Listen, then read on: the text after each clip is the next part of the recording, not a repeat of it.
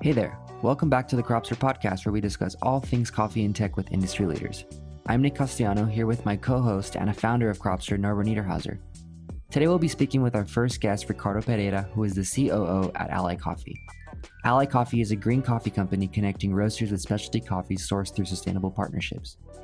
We'll touch on traceability from the importer's perspective and discuss how technology plays a role in that part of the supply chain. Cropster is a cloud-based solution that helps importers and all coffee professionals track and organize their coffees.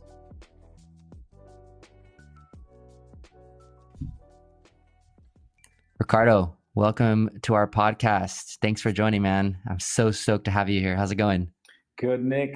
Hello, Nick. Hello, Norbert. Thank you so much for having me here. It to me is an honor to be able to spend this next hour with you guys and chat about coffee technology, traceability, and so on. I'm a big fan of Cropster. Here at Ally Coffee, we use Cropster. We recommend Cropster to our clients. I don't know what we would do nowadays without Cropster, actually, because it makes our lives so much more organized and easier to live that I don't even know what we would do. It's like if you take my cell phone away, I lose my office. If you take Cropster away, I don't even know what we're going to do. But anyway, so it's a pleasure for me to be here and chatting with you guys today. Awesome. Thank you for taking the time. Absolutely. Yeah, I appreciate it. For me, this is special because all three of us, we have a special place in our hearts for Colombia. We have a story in Colombia. We're all cyclists. We love cycling. Well, me not so much as you two now, but and we all love coffee. So it's really special and surreal to be doing this with you both. Just to kind of jump into it, Ricardo, I think a good start would be for us to just tell us a little bit about how you've developed in your career now, or COO at Ally, and if you could tell us what Ally Coffee is and what Ally means. I think that could be really interesting to hear about. Absolutely. So my journey in coffee just started in 2008. And as I started looking in, my background is supply chain management. So when I start looking into what I should do and what I wanted to do, I always thought, since I understand a little bit about supply chain, I wanted to actually try to import products from Brazil into the US and then develop a market like that, or gain market share for products from Brazil. At the time, in 2008, Brazil was like the focus of Latin America, with all the economical growth and the economical boom that was happening in Brazil. And then on top of that, Brazil was awarded the World Cup and then the Olympics as well, which was the first time that the Olympics would be in South America. So where you went in the US, it was Brazil, Brazil, Brazil everywhere, right? So I gotta do something. I gotta capitalize on this. And then I started looking into products from Brazil that I could import into the US and then distribute. And then coffee was one of them. And then I started looking at the other options. And the more I actually got involved in coffee, the more I didn't want to do anything else but coffee. And I guess you guys know the story, right? You, Nick, was a cyclist, and then you started working in coffee. Yeah. Norbert, I'm sure you have a good answer for that as well. So I was looking into coffee, and then I started to learn. And I come from a region that grows coffee in Brazil. It's the Alta Mogiana region in São Paulo. It's northern São Paulo state. And so I come from that region, and I knew coffee. I had family members that own coffee farms. I grew up going to, visiting coffee farms or driving with my parents through coffee farms to get to some family's farm and so forth. So I kind of grew up in that environment, not even knowing or thinking that one day I would be working in coffee. So it wasn't until 2008 that I really started looking into it and then learning about coffee itself. And then my first idea was, okay, let's bring in roasted coffee from Brazil. And then I started going around and talking to coffee people, and they're like, "You're crazy." And I'm like, well, why am I crazy? Well, because if you bring in roasted coffee, it takes 30 days to get here. By the time the coffee arrives here, the coffee's not going to be fresh anymore. And then I was like, well, that's a great point. So I didn't know anything about quality. So I started learning about quality, taking all kinds of courses from the SCAA at the time. Now it's the SCA.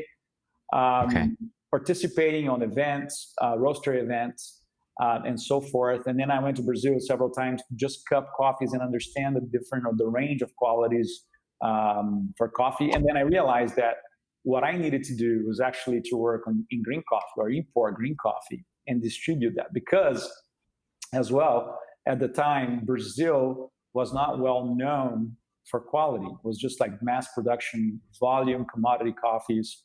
And I really knew that there were better coffees in Brazil, but they were just not being talked about or offered to other roasters.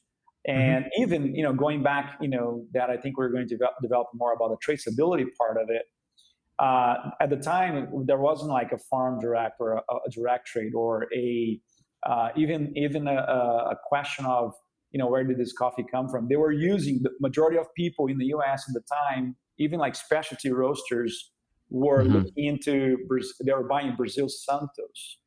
And Brazil Santos, Santos is not even a producing region in Brazil. Santos is just a port. So I was like, man, there's a story to be told. There are producers producing coffee. There are better quality there. So I think, I need to focus on that. And then I started focusing where I came from, which is the Alto Mogiana region in Brazil. So that was back in 2008. So fast forward 2008 to 2012, was growing the business. I became a Q grader in 2009, met a lot of great people in the process, and then started meeting a lot of producers from other countries as well: Colombia, Guatemala, Costa Rica, Ethiopia, and Indonesia, and then started developing relationships and little by little adding into the portfolio of offerings that I had for green coffee, which started with Brazil. And from 2008 to 2012, majority of the volume I was doing business-wise was Brazil. So from that point on, end of 2012, I met the guys from Monte Santo Tavares, the Tavares family: Bruno Tavares, Ricardo Tavares, Rogério, in the ownership structure of Monte Santo Tavares. And they made me an offer to join forces with them and then create a company or develop a new company called Ally Coffee. So then my business at the time was called Burasque. And then that business got acquired by the Monte Santo Tavares group. They had a company in the US called Mountain Coffee Corp. And then when we joined forces, there was a rebranding that was done, that was initiated prior to me coming on board. And then we decided to actually launch Ally Coffee, which, if you think about it, the name Ally is a pretty strong name. And that's what we aim for. That's our purpose. We want to be an ally, someone that can connect the dots and the different sides of the business, right? From the producing side all the way to the roasting side and the consuming side. And the beauty of it is that our group we're farmers. We have farms. We know the struggles. We understand how hard it is to produce coffee and sell coffee when it is advantageous as a grower and take advantage of the market. So when they made me the offer to join forces with them, I had already reached certain levels or certain positioning by myself with my company, and I was just struggling to just go to the next level because I needed a lot more money and capital.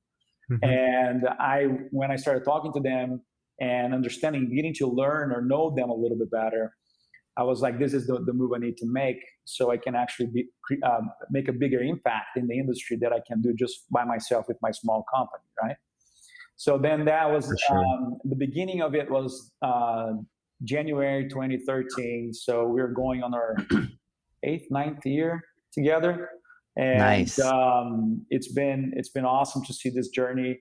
And ally, really, the meaning of it is just to become an ally, connect the different sides of the chain, and be a player and be a facilitator, really to develop and foster relationships amongst the industry. So that's my 2 cents. And then I became, at the time when I joined forces with them, I was the only one doing specialty for the group or for Ally. And now we have a team of 40 plus people here, Ally, and amazing people that we have been able to bring on board and then really carry on the purpose of the company and our mission, and really make a positive impact in the chain. Nice. That's beautiful. I love it. Yeah. And so now you started with Brazil, but now you guys are Ally sourcing from how many different countries? So we source, from South America, mostly Brazil and Peru and Colombia. And then Central America, we go from Panama all the way to Mexico, with our stronghold being, our strong offerings being from Guatemala, Costa Rica, Nicaragua, El Salvador, and Honduras. Okay. And then we also offer Ethiopian coffees. We have an office there. We have an amazing professional that works with us there, Rahel Mulat, worked for DCX for 9+ years. And she is our girl there in Ethiopia, doing an amazing job there. And then we offer from time to time some coffees from Asia, Indonesia, and so forth. Okay. Thailand as well.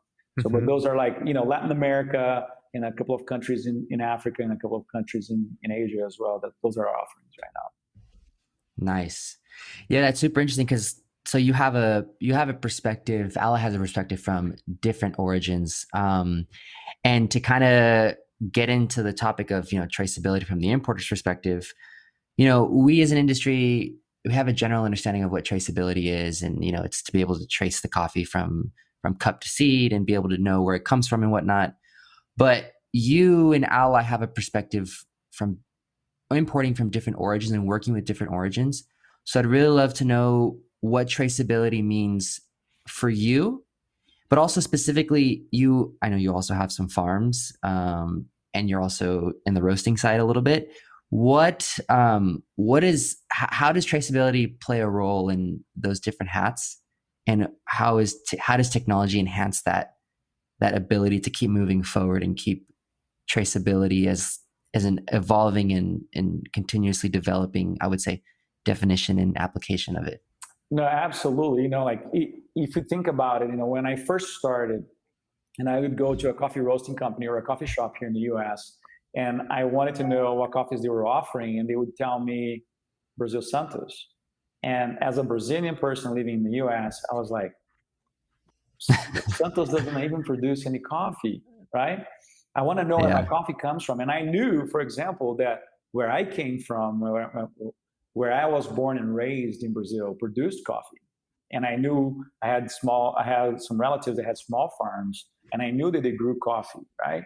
So I wanted to know where my coffee came from. Of course, there was like this big push from the consumers and the consuming side, wanting to know where their products came from. Of course, coffee was one of the products that people wanted to know.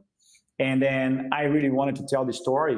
I really wanted to say, hey, this person grew this product, this person grew this coffee, or even like the food movement became so big where the farm to table, and everybody was requiring or wanting to know where food is coming from and so forth, and what is the impact, right? So right then in the beginning of it, I started my business with that in mind. I wanted to tell the story. I wanted to say who grew this product that I am representing, or I am selling, distributing, right?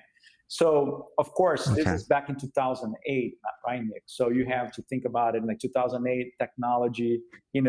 I think the iPhone 1, if I'm not mistaken, was right then when it came out, either 2008 or 2009.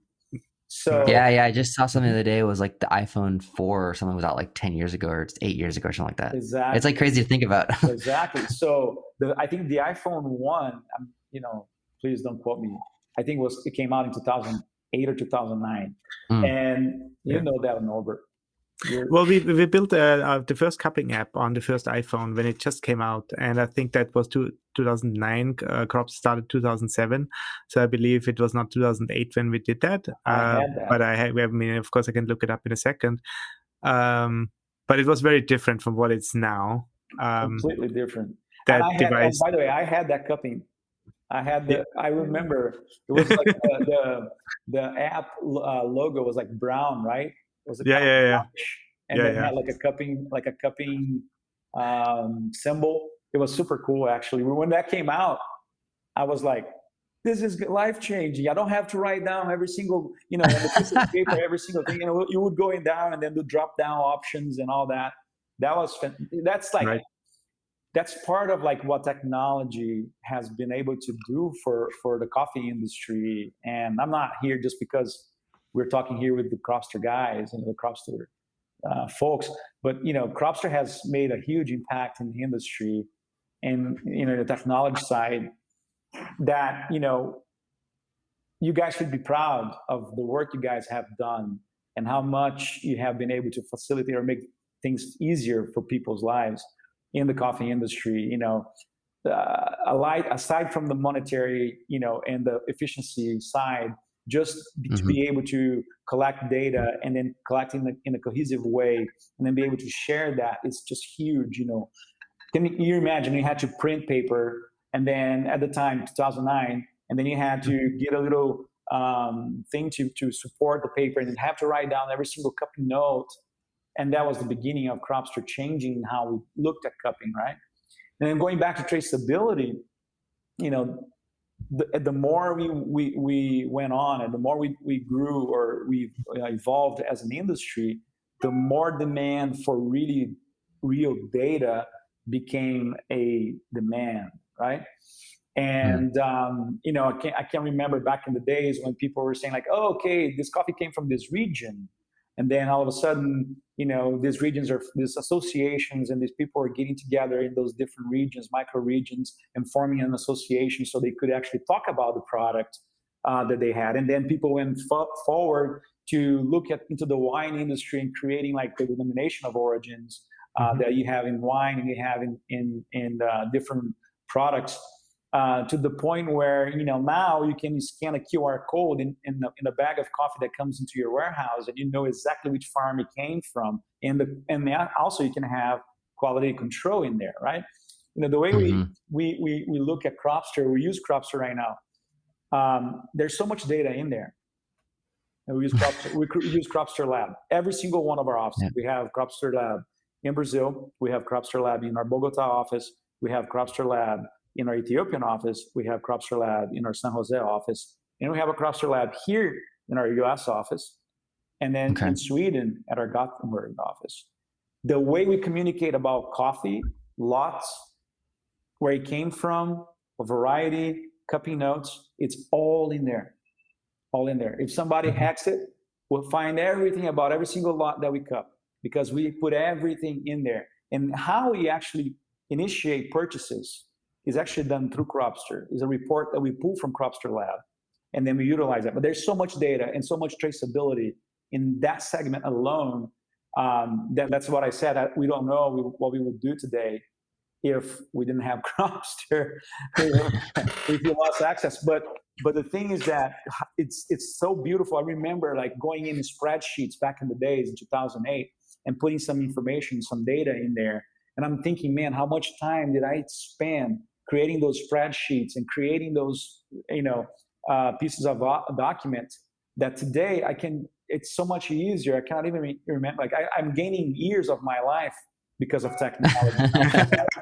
That's fantastic. You can use those years for cycling, right? That's right. But it's pretty cool to see. And honestly, of course, traceability is evolving, right? People want more information. They want more data. Yeah. But traceability was really, to me, the tipping point, and where people really started wanting to know more. Yeah. And we started with traceability. Ricardo, I have an interesting question here, hopefully interesting. About 8 to 10 years ago, I was also talking a lot to the cacao industry, and also their traceability is important. It's in some ways quite similar.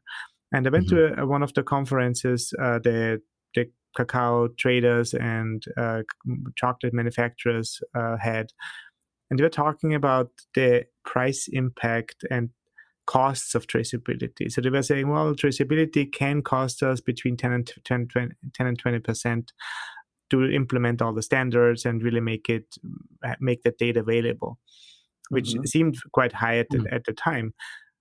But they're also complaining when they talk to the end consumers to bear that cost. They would say, no, we want traceability, but we want to pay for it.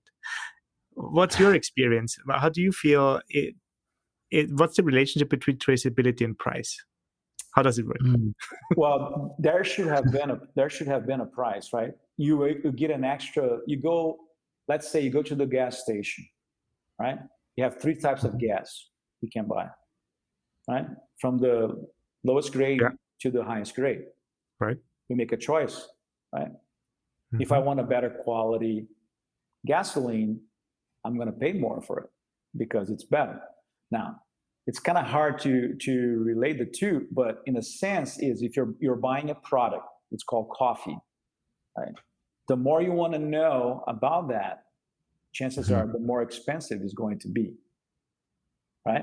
So you got to make a choice. You cannot expect to go to the gas station and buy an 89% grade gasoline and pay for the lowest grade gasoline in the pump. That's not going to happen. So that's what I think. I think that the buyers or the people requiring or wanting to have more information should be willing as well to be paying more for that information, because not only it's better that you're paying more for a product that is better in a way. In this case, talking about just traceability, you have more information. It's better information that is provided to you when you buy that product. So therefore, it should cost more because there's more work that is done in the back end for that product to have all that information, right? It's kind of funny sometimes. So would you? Sorry. So would you say that basically it is easier for higher grade coffees, already more expensive coffees, to include traceability because it's part of the package, and lower grade coffees have a harder time on providing traceability because price is the driver? It has an impact. Price has definitely an impact, Norbert. Let's say if you're buying commodity coffees in big volumes, right? And you're not buying with any traceability. The big trading houses, they have volumes and volumes of coffee that they're getting. And then they are going to fulfill that contract based only on the specs. What is the quality specs? Oh, I need a 17, 18 fine cup. That's it. Yeah. So that's what you bought. So then that exporter, that trading house is going to fulfill that contract with just those specs in mind, right? Now, if you want to know, oh, I want a 17, 18 fine cup, but I want it coming from this region. Okay, well, then now you're going to pay a premium price, because if you want traceable back to that region, there's a cost added to that, right? So that's kind of like how it goes. Yeah. Yeah, and that kind of leads me to another question I have too. We mentioned purchasing earlier, and we'll get to that. But before that, you kind of set it up for I would also say the expectation of traceability. And what I would really want to know is, what is the expectation like on the roaster side, and what's the expectation on the producer side? Obviously, if someone on the buying side expects more traceability, there's a cost to that. But also, I feel like that also holds the supplying sides to a certain accountability to be able to provide that quality and to provide that kind of traceability. But what is the expectation? What does the traceability mean, though, for the supplying side, the producer, the exporter? What do they expect on the other end as well?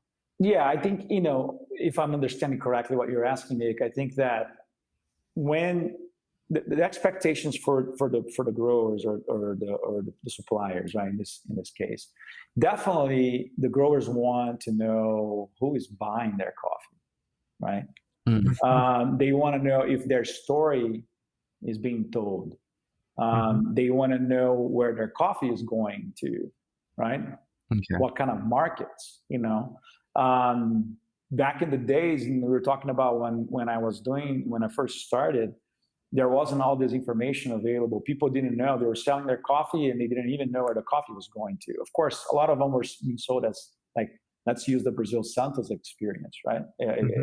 Example. So they want to know. They want to know where their coffee is going to. They want to know who's drinking their coffee. They want to know if they know their story is being told, right? I think this is important. It is important to value the producers, to tell their story, really the struggles and the successes that they have had.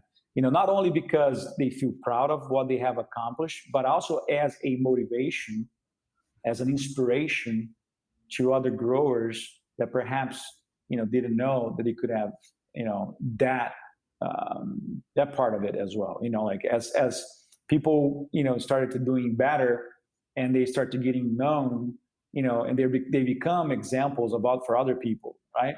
So it is a good thing. Technology in coffee, in my opinion, has been a great thing, and I cannot even imagine what's going to happen down the road or the positive impact that technology is going to have on the livelihoods of producers down the road is just going to be, amazing. But that's my 2 cents. I think for the producers, they really want to know who is drinking their coffee.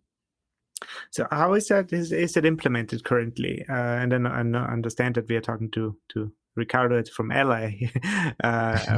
How is LA providing that information to the farmers? Yeah, so we do have a lot of, it's a pretty open relationship. A lot of our farmers, they know exactly where their coffee is going to. It's kind of interesting to say, because we're so open about our relationships with our growers, that a lot of roasters, they go directly to our growers and they start talking to our growers, and then all of a sudden we're caught in the middle, and we're like, what's going on here? I'm not part of this conversation. I can't make this happen if I don't know what's happening. I don't mind you guys talking, but at the end of the day, I'm going to be part of this. So can you share with me what you guys are talking? So we really, as producers ourselves, we do know what is valuable. And that's just not the financial or economical side of it, right? We want to know who is drinking our coffee. How are they promoting our coffee? How are they telling the story, right? And I think that more companies are doing great things like us. And to function properly, we have to be open, and you really need to trust your partners, and then be able to, like we said, our purpose is to kind of connect, right? By having this openness, we're opening up this opportunity for roasters to talk to producers and vice versa. And that's how you make a positive impact in our chain and these relationships that are being built for years to come. Yeah, and it's really interesting you say that too, because even going beyond like who's buying our coffee past the roaster, even for the consumer, for me, from speaking on personal experience, like it's always this surreal, nice, humane feeling when, like, like Rodrigo, for example, Rodrigo Sanchez from Huila. It's always weird, but in a good way, that like I'm drinking his coffee here in the States, but I've met him, I've interacted with him on Instagram, and it's this really nice, like, personal connection that you get to have because of technology, to be able to almost relate and have a more of a sympathetic, or I guess empathetic, feeling for the person that made this drink that we're drinking here. And yeah, it's a beautiful thing for sure that we've been able to go that far, and when we consume these things. So yeah, it's nice. Absolutely. When we're talking about, just a little bit, sidetrack here, but like, I love when we can send out a sample, and in the sample material we have the QR code from Cropster in it, that immediately the roaster that is getting that sample can scan it and know, okay, this coffee is from Rodrigo Sanchez from Pitalito, Huila, and this is this varietal, this fermentation, and this is the volume available, and this is the price. So it's like, it's all like on your, literally scanning, and you have all that information. And from time to time, we want to have our producers coming in here, not only taking our roaster partners down to origin, but bringing the producers in here to also meet and see who's buying their coffee first, and really kind of create that bridge so they can actually see where their coffee is going to. Definitely. Totally with it. So you mentioned earlier a little bit on purchasing and whatnot, and how having all the data in Cropster helps you with that. To start on that topic, I'd really I think Norbert and I would really like to know as well, if you could explain a little bit how the trading and the payments process works, and then we can discuss a little bit about also where technology can fall into place, like smart contracts, blockchain, and the challenges and whatnot.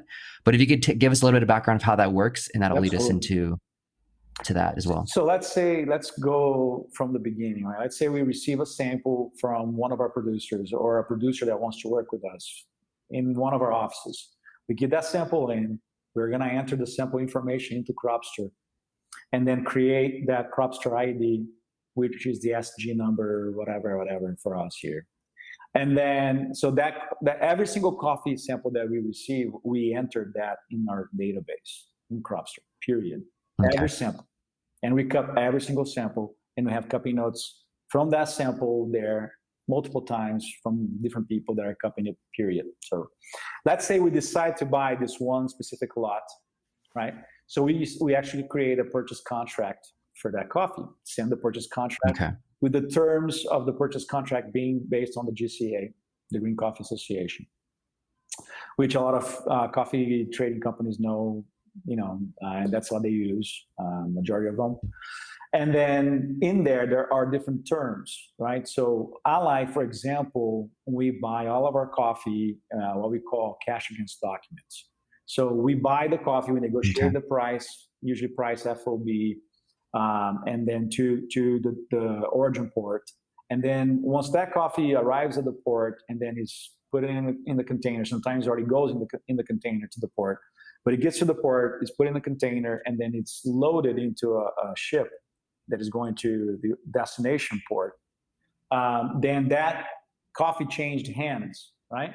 So when we say we pay cash against documents, the only time we know that the coffee changed hands is when we get a copy, the original documents, a copy of the original documents, which is bill of lading, invoice, say whatever else it is in the package. We get that in here or at our bank, and then we know that the coffee changed hands, and then we're going to be paying for that coffee in full at that time, right? Until that point, we cannot prepay for any coffee. We cannot give an advancement for the coffee because it's very risky. And we have seen people do this time and time again and lose their shirts because either they bought the coffee and paid in advance, and the coffee, they didn't have the coffee because it was based on a sample, and then there was an estimate, and that estimate was not correct, and the coffee didn't exist in that volume, but the payment is already made, right? So we avoid all of those types of problems by contracting FOB, cash against stocks. And there's other reasons. For example, we have lines of credits with banks, and then our banks are going to give us a line of credit based on certain policies and procedures that we have to follow. The bank doesn't want us to be paying in advance for a coffee that we don't have possession or we don't know it's ours, right? So for us to avoid that type of problems, then we do the way I'm talking to you, telling you, which is the cash against documents version of it. But again, once we receive those copies of documents, payment is done literally in a couple of days, and then it's wired directly from our bank account to the exporter or the supplier's bank account, and that's it. We don't take the coffee here. We don't wait for the coffee to arrive here. We don't check quality when you arrive here before we pay for the coffee. It's very clean, very easy to do this way, avoids a lot of potential issues. And I know from time to time, we get a lot of our producing partners, hey, can you pay a percentage of our coffee in advance? I'm like, we can't. It's not how we do business, right? So we kind of get that expectations from the get-go. But as soon as we have the original documents, we can make the payment in a couple of days. Even sometimes in 24 hours of receiving the documents, we can make a payment. Where do you see the involvement of technology? Where can we do better? Where can we do faster, more efficient, more beneficial? Yeah, so this is a great question, Norbert. I think that I've seen throughout the years people come up with blockchains, which I was like, wow, blockchains are going to be the answer. We're going to be so much more efficient. The flow of information is going to be so great. We're going to have all traceability, transparency, all of it into one place. But from time to time, I've talked to people that are developing those blockchains or have seen blockchains, and I feel like that they're missing an important part, which is getting the lending banks, the banks that lend money to the trading houses that are moving majority of the coffees being contracted in the world. Those banks need to know, or they need to have the guarantee that this money that is, we're talking about smart contracts at this point, right, that smart contract is a valid contract, and that coffee really is going to change hands how it is supposed to change hands. But if the blockchain folks cannot get the banks on board, it's going to be very complicated, and it's hard to scale too. Because if you're not going that route and you're going to work with small, really, really small importers, which is not a problem, right? That's the only type of people they're paying from their own bank account or their own. But the volume of business done that way, it's very limited, right? Very small. Yeah, of course. So if they want to make a big impact, really they have to get the banks, I think, involved and on board with it. And then once that is done, I think everything else is in place, I think. So having smart contracts in place would cut down on time shipping documents from port to importer, as well as analyzing those documents or having them available at the bank. So we're talking about like a week, 10 days? Well, yes, we're talking about or more. We could week, 10 days, and we're also talking about the cost of shipping these documents. Right. How many times we got documents sent to the wrong address? And then we have people, we haven't paid me. I'm like, where is the document?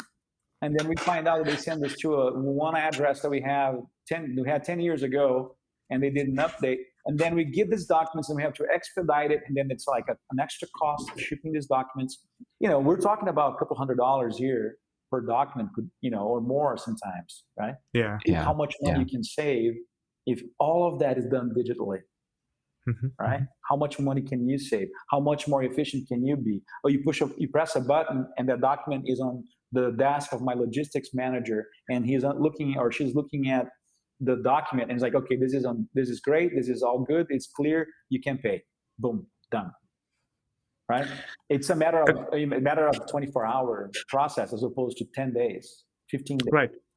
Well, it's in the US, at least, we can already buy houses with DocuSign and those type of platforms. So also there we're talking about bigger contracts, representing in the range of like 1 to 5 containers or even more of coffee.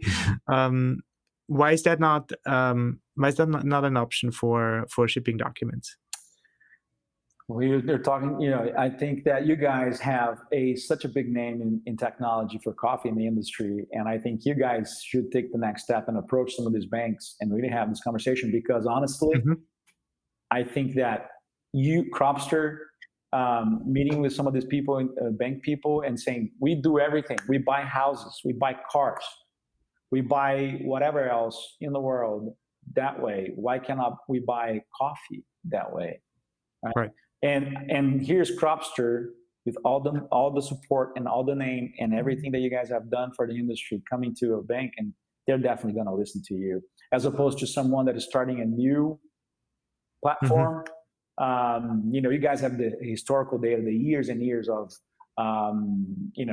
history that you guys have, what you guys have done for the industry. And I think that you guys need to make that call and make the appointment and go in there and talk to them and really make that happen, because it will make everybody else's lives easier, literally. That sounds like a pretty clear next step. Well, thanks, Ricardo. That's really cool to hear, and definitely gets our thoughts going here. Yeah, well, that's on Norbert's to-do list. Right. Well, yes, exactly. You guys are at a platform already. In my opinion, you are at a blockchain in a sense. You have so much data from origin all the way to the consumer, that really, what is the next step for you guys, right? I think that I can give you some other ideas later. We can talk in off. But I think that really you guys can go for it and really get the banks to listen to you, being who you guys are, and the positive impact you have caused in the industry throughout the years. You have the history to back you up. Thank you. Nice. Yeah, thanks. Before we run out of time, I had another question too, though, because on us, this receiving end, accessibility for like fintech and smart contracts and whatnot it's there. We have the ability to do so, and it's easy for us, more or less. But I want to know in here, what is from the producers, or not just producer side, but the origin side, where fintech is there in some places, but not as accessible as it is here. What is the receptiveness? What is the eagerness to do more with that from those in origin, at least from your experiences? Yeah, I think that, knowledge is power, right? I think that the reason why people Mhm. are hesitant to do things is because they don't know. They just don't know. Mhm. Lack of information, right? The other part of it is actually talking to people that are so busy looking at their farms, looking after their farms, looking after their crops, and doing everything else that they need to do. Really, they don't have the time, and also they are not going to trust anybody that will come and knock on their doors, right? So that's why I say that it's very important to identify who your allies are. Mm. You There know, you go. you go in there, the people there. If you're a farmer who is really going to help you from the time you harvest and have the coffee that is ready to go, or even if you want to sell your cherries, who are the people that you really want to work with? Are those people, Yeah. trustworthy, right? Yeah. Are they good Definitely. allies? Identify who your allies are, and then those trustworthy allies should be able to point you in the right direction, right?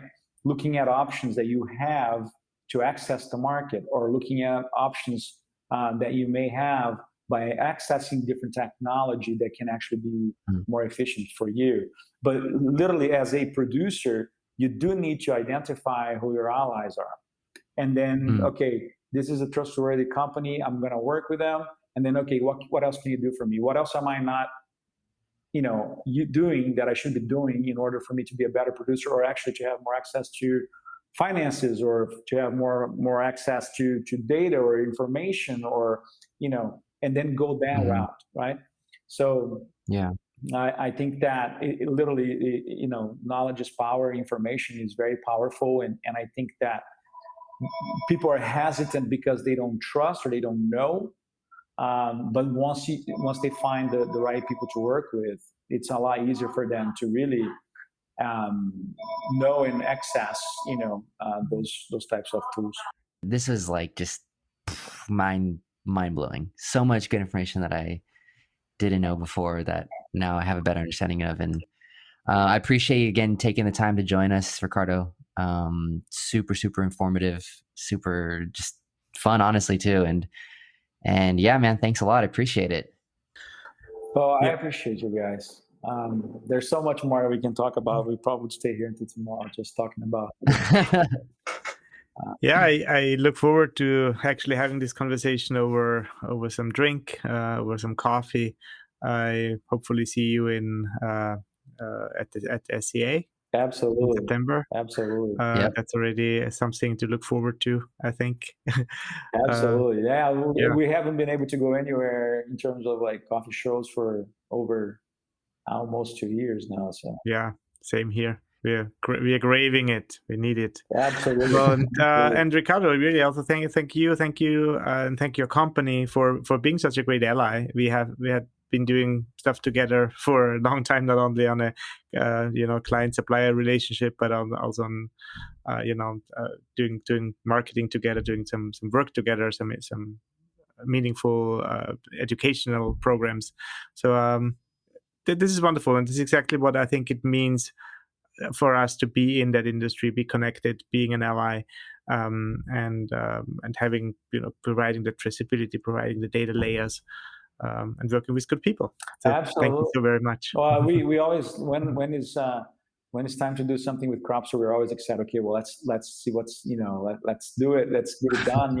I love the team, the Cropster team, from the folks in Brazil as well, Livia and Taylor here in the U.S. and Nick. And when I saw that Nick got hired, I was like, dude, literally, you guys are going to hire all the great ones. Not going to leave any other great people for us here at Ally. But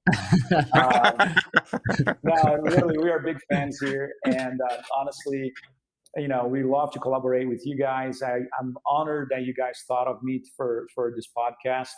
I cannot wait to see the episodes coming out. Hope it's a great success. And I know that you guys are going to be sharing amazing content, and that's what we need. That type of information, that education, that knowledge that we're talking about throughout. You guys are masters in providing those type of things. And I cannot wait to see what is next to come from you guys. Thank you. Thank you. Muito obrigado. De nada. Muchas gracias. Muito obrigado. De nada. Thanks for listening to this episode of the Cropster podcast. If you enjoyed what you heard, please subscribe to our channel to always get the latest episode. If you're interested in more educational content on all things coffee and tech, be sure to head to cropster.com/learn or visit our YouTube channel. Cheers to more coffee.